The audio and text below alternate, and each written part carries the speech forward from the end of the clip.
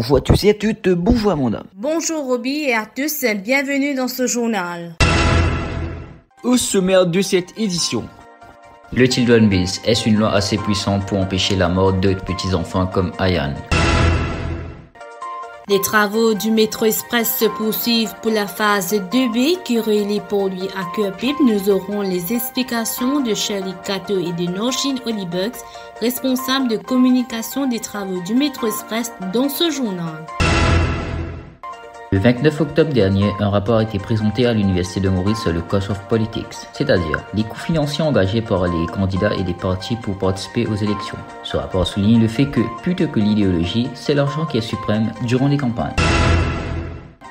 Élection à l'Université de Maurice, la course pour siéger au Student Union est lancée. Nous entendrons les témoignages des candidats dans ce journal. La première édition de Influencers Award Mauritius aura lieu le 19 décembre 2020. Nous entendrons quelques participantes dans ce journal. Ayan meurt une semaine avant le Children's Bill, qui a provoqué beaucoup de questions. Une psychologue nous donne son avis sur le Children's Bill et explique qu'il y a un dysfonctionnement dans nos institutions. Le sujet est abordé dans ce reportage de Shreya Kotik et Roby Pindia. Le Children's Bill cite qu'il est interdit de faire du mal à un enfant et que les maltraitances des enfants englobent les violences physiques et psychologiques. Les amendes imposées s'élèvent de 100 000 roupies à 200 000 roupies. La question que nous nous posons tous, c'est comment protéger les petits-enfants contre leurs propres parents et entourage.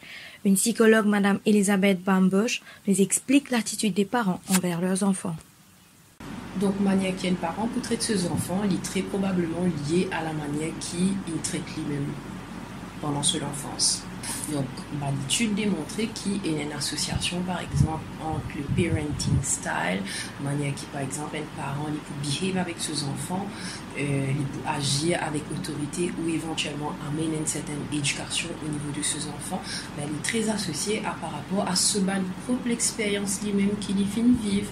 Donc, si nous avons un parent qui, par exemple, est conditionné par rapport à la violence, très probablement, il peut démontrer sa violence-là envers ses enfants. C'est parce qu'il est conditionné comme ça. Elisabeth Bambosch, professeure en psychologie, nous donne son avis sur le Children's Bill et explique qu'il y a un dysfonctionnement dans nos institutions, ce qui entraîne le manque de protection des petits-enfants. Elle souligne aussi la responsabilité des adultes envers les petits-enfants des autres. Trouver que certaines lois, c'est plus une forme, plus dans le structurel. Et là, il y a une institution, d'accord, comment dire, il trouve qu'un petit se fait battre et se fait éventuellement torturer à mort. C'est qu'il forcément il y a un dysfonctionnement quelque part qui est lié au niveau de mes parents, mais aussi au niveau de nos institutions. Donc, comment est-ce qu'il nous fait faire? Comment nous sommes capables de faire pour nous capables de détecter ces enfants qui, comment dire, peuvent souffrir là?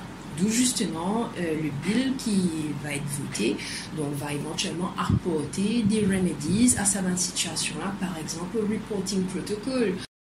Depuis septembre 2019, le métro express a fait son entrée en service à Maurice pour les segments Rosil-Port-Louis. Lawson & Toubro, le contracteur, emploie environ 2000 personnes en ce moment pour la construction de la phase 2B du métro express. Les travaux de cette phase ont été complétés à 68%. Explication de Norchin Holybugs, responsable de communication des travaux du métro express. C'était un reportage de Tania René et Elisabeth Henri-Héloïse. Avril 2021. Les travaux peuvent dérouler selon un process très précis pour l'exécution et l'implémentation de l'aliment du métro express. Alors, nous avons avant tout un travaux préliminaire qui est fait. Nous avons relocation de réseau utilité publique, c'est-à-dire WMA, CWA, Mauritius Telecom. Tout ce réseau-là, il est réaligné dans un espace qui est correct que nous dégage l'aliment, l'espace qui nous besoin pour implémenter l'aliment du métro express.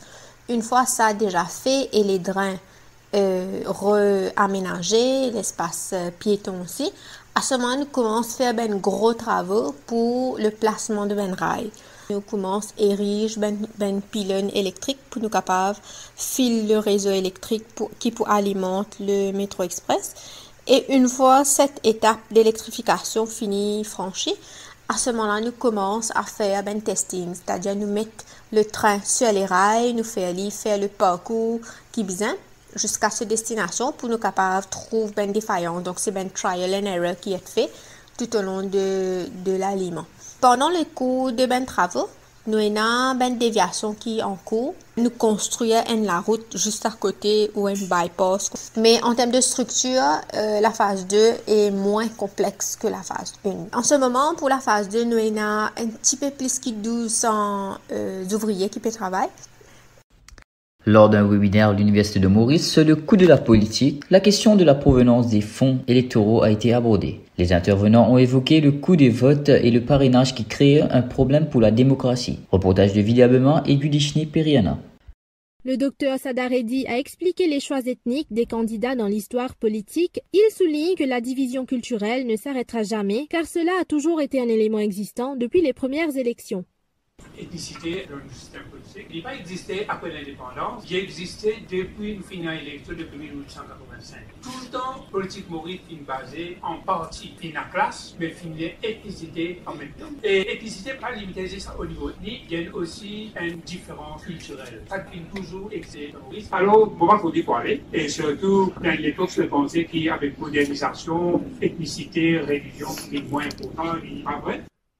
Par ailleurs, la politicienne Nitalia Passing s'est interrogée sur les contrats que l'État offre aux grandes entreprises. Elle affirme que les plus forts économiquement n'osent pas questionner le gouvernement par peur de représailles. Aujourd'hui, on a un issue qui peut arriver, les affaires CSG, contribution sociale généralisée, qui est une taxe qui existe du monde qui travaille dans le secteur privé, qui paye, alors qui bénéficie là, les pouvoirs pour toute la population. Mais moi, je moi-même, qui se peut attendre pour mettre un case? L'aspect de transaction, qui fait les plus forts économiquement, qu'a osé à mettre un case contre un gouvernement. Parce que toute compagnie dans Maurice, et un contrat pour gagner, et le gouvernement, the payer, qui dit, mais il a représailles. The action itself speaks loud. Quant à l'ex-membre de l'Assemblée nationale, Amédée Darga, il soutient que le coût de la politique continuera à augmenter davantage tant que la population participera volontairement dans les campagnes. Je pense qu'il y a une partie de notre recherche, c'est look at the other side of the transaction. Because there are two parties to that transaction. There are the political ones, but there is the civil society who takes part in the transaction. Look at the other part, research that part. Et pour conclure one affaire, there's no other way of getting out of it. The cost of politics will continue to escalate, à moins qu'ils soient capables suffisamment sensibiliser les gens pour qu'ils withdraw from the transaction. Le docteur Kassinali a aussi souligné que les jeunes et les femmes n'ont pas les ressources nécessaires pour participer aux élections. Cela devient problématique pour la démocratie quand c'est l'argent qui donne accès au pouvoir.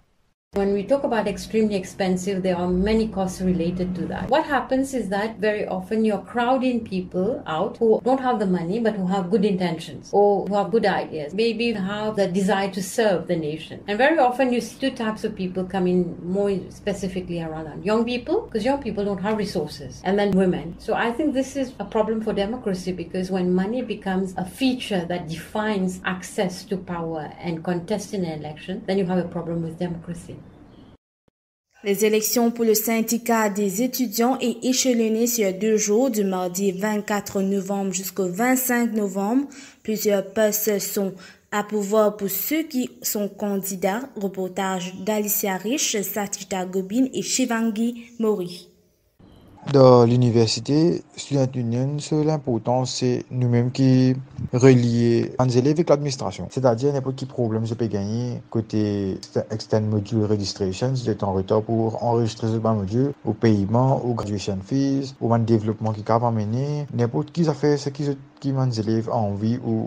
Normalement, un Student Union consiste of 12 members, c'est-à-dire pour notre président, un vice-président, un secrétaire, un trésorier, et le 8 qui restait, c'est une faculté représentative de chaque faculté. Un candidat de la Faculty of Social Science Humanities nous explique plus sur le rôle des office bearers. Il est au micro de Shivangi Mori. Le rôle de office bearer, il voyait en poste. Ça veut dire que nous avons 4 office bearers, et nous avons le président, le vice-président, le secrétaire et trésorier. Mais le président, c'est lui-même qui pour aller au bureau de Sénat. C'est lui-même qui prend une décision importante, par exemple, qui va faire et qui un changement qui va amener le campus. Et le council représentatif, lui, il représente la voix des élèves dans le council board. Council Board même, c'est que c'est le plus grand instance à l'Université de Maurice. Les postulants aux élections nous présentent leurs projets pour l'université. En cas, si nous payons l'élection, c'est beaucoup de projets qui nous amènent. Moi, personnellement, il y a un campus à MDI et à RTI. Et dans nos facultés, personnellement, il y a un département qui est bien diversifié. Et nous avons même un bâtiment qui, pour nous, une faculté exacte. Donc, on organise une semaine qui est dédiée à nos facultés. Quand on a envie de montrer que nos facultés aussi, il y a une faculté qui est ensemble. Ça m'a mis un objectif. Et deuxième, c'est qu'il m'a envie d'une égalité plus le campus, c'est-à-dire de FSSH, c'est nous-mêmes qui n'a plus beaucoup de présence de bantifier le campus. Donc, mon envie de faire une sorte qui campus réaliser que la femme est aussi important, qui est aussi compétent et aussi capable qui de société qui nous peut vivre au 10 ans. Si nous, comment dire, nous c'est la majorité dans la Student Union, nous pouvons amener un changement tel que, par exemple, nous remarquons qu'il y a une toilette, puis dans une sanitary pads, nous avons une douchette pour une fille, nous trouvons qu'il y a un problème. Un changement qui nous vient amener au campus, c'est nous avons plus visuel écologie, plus un projet qui marche, nous amener ces zen space, nous avons plus côté des affaires écosystème, nous avons plus des affaires naturelles, des DIY, parce qu'il est bon qu'il nous innove, il est bon qu'il nous serve la technologie, il est bon qu'il nous aille vers la modernisation, mais ce qui est plus important, c'est réparer. C'est réparer les lacunes qui sont, réparer les principes qui nous tiennent à cœur, réparer, enfin, il y a beaucoup de choses à réparer. Réparer les valeurs qui nous perdent. Et surtout, motive les jeunes, inspire les jeunes à travers une bonne action qui nous inspire les jeunes. Aujourd'hui, je trouve que je ramasser ça là, nous ramasser mon vini, mais ça dit que le coup d'apposé. La cérémonie de la toute première édition de Influencers Award Mauritius aura lieu le 19 décembre prochain. Durant cet événement, les influenceurs, blogueurs, vlogueurs, youtubeurs et autres créateurs de contenu seront mis à l'épreuve pour désigner l'influenceur de l'année. À la clé, un grand prix de 100 000 roupies et 2 nuits à l'hôtel Sugar Beach Resort à remporter. Écoutons le reportage de Fabrina Kadari et Amanda Cypress. Ils peuplent nos réseaux sociaux et dictent notre vie sociale. Nous entendons souvent le terme influenceur, mais il est souvent mécompris. Melissa Mugom, lifestyle influencer, et Stacy Peanut, curly hair influencer, qui ont été qualifiés pour la finale, vont nous en dire plus.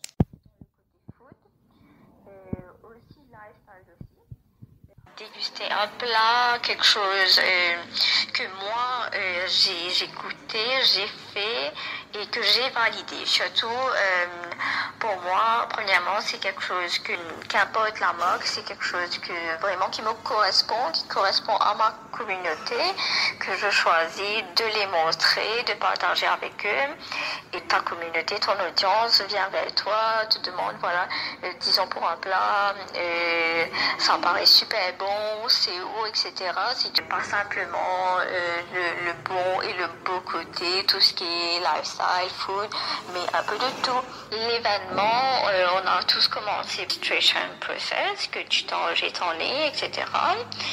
Presque 5 jours, 5 ou 10 jours, à partir de la date que tu as postulé et que tu fais partie des participants, tu es évalué sur ton contenu, tag les partenaires, le Influencers Award, montrer que tu es déjà plus active aux gens que tu participes à cette compétition.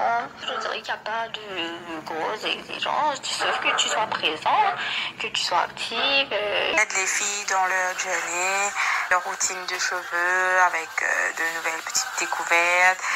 Si on oublie la compétition, c'est très intéressant aussi de savoir que voilà, on est valorisé, on est reconnu parce qu'on fait beaucoup de choses, on travaille avec beaucoup de marques, mais après, avec la passion, on va dire, la passion de le faire, on donne notre temps. Désormais, passons au rappel des titres. Elisabeth Bamboche, une psychologue, fait parvenir un message sur les Children's Bill. On a besoin plus d'accountability que des lois tout simplement écrites. La fin de travaux du Métro Express pour la phase 2B est prévue pour l'année 2021. Le coût de la politique ne diminuera pas de sitôt, car cela prend des dimensions pertinentes au sein de la société. Nous avons fait le point dans ce journal. L'élection pour élire les membres de la Student Union reste un événement important à l'Université de Maurice car les décisions les plus considérables y sont prises.